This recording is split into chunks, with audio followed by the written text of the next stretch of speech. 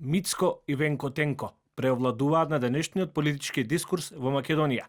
Борбата против корупцијата и криминалот добива нов наратив, саркастичен и комичен. Социјалдемократскиот сојуз најави дека ќе ги лови криминалите на власта преку веб платформа Мицко.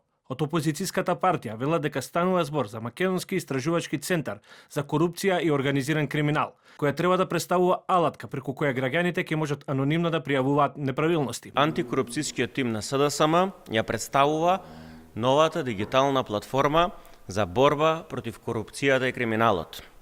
Македонски истражувачки центар за корупција и организиран криминал, или скратено Мицко.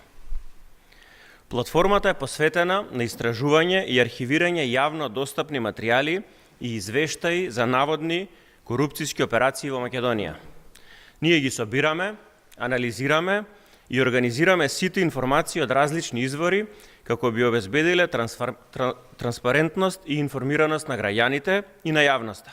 Од ВМРО-ДПМН пак ја обвинуваат опозицијата дека лута во сопствената безидејност со намера да ги спаси Зоран Заев и Венко Филипче од одговорност. Оттаму порачуваат дека платформата треба да ја именуваат според сопствениот рейтинг Венко Тенко. Бидејќи лутаати се целосно обвиени во сопствената безидејност со единствена намера да ги спасат Заев и Венко, ќе им дадеме конкретен предлог и задача меѓу луѓето од СДС.